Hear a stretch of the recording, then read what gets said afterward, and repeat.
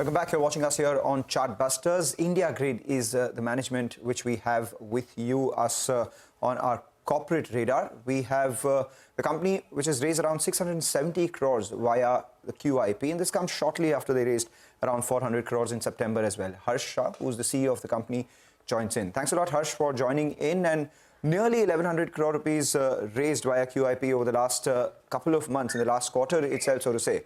What does this do to your overall debt, net debt, and the dividend per unit? How does that stand?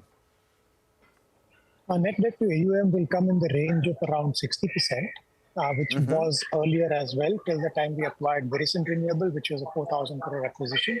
So with that, with this fundraising of 1,070 crores, we'll come back to around 60% net debt to AUM. In terms of our DPU, we've already increased in this quarter to 3.55 rupees a unit, which comes to around 14.2 annualized. And that stays on an increased shareholder base. So the dilution does not have impact on DPU. It will remain on the wider shareholder base, and 14.2 will remain stable. All right. Hi, good to see you, Harsh. Could you tell us what is the absolute debt? We missed that number. Sorry? Absolute debt. Absolute debt will be in the range of 17,000 crores for the entire portfolio. And the net debt would be how much? Absolute net debt? Absolute net debt will be 17,000 crores. And gross would be how much, according to you? Or 1,000 crore more. 1,000 crores we have around more. 1,000 crores of cash. Yeah. Okay. And this acquisition that you did of, VRET, that was done at an EV of close to around 4,000 odd crores. How does that change things for you in terms of your return on equity, return profile for unit holders? It changes significantly. First of all, it added about 4,000 crores of assets under management. Next, it allowed us to increase our DPU further. So we have increased the DPU to 14.2 after consummating the acquisition. And there is still probably some juice left as we see the performance of the asset. And it takes our overall renewable energy exposure to approximately 17% on our overall AUM.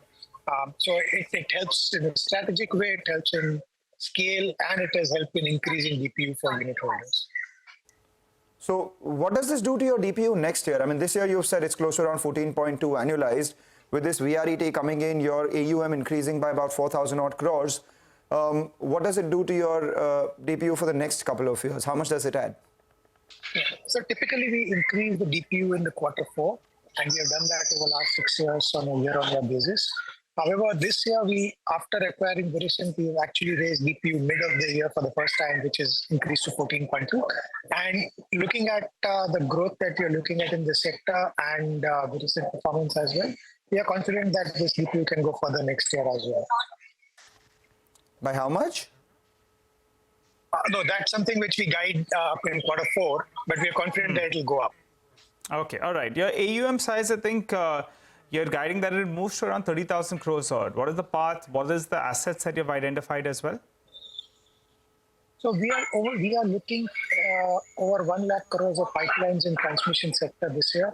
It is a fantastic sector to be in, both transmission, renewable, battery energy storage. So 1 lakh crores of bids are going to come, and we are confident that we'll have a reasonable market share of that. Now, we don't know whether it's 2,000 crore or 5,000 crores, but I think it is going to be sizable amount of growth that we'll see in the next couple of years in the AUM and therefore DPU. What are the typical yields on transmission assets, and how does that compare to all the other assets that you have?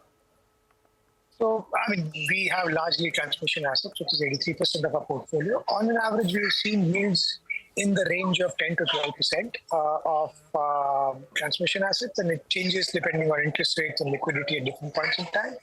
But we've seen around 10 to 12% yield on transmission assets, and renewable probably 0.5%, 1% more.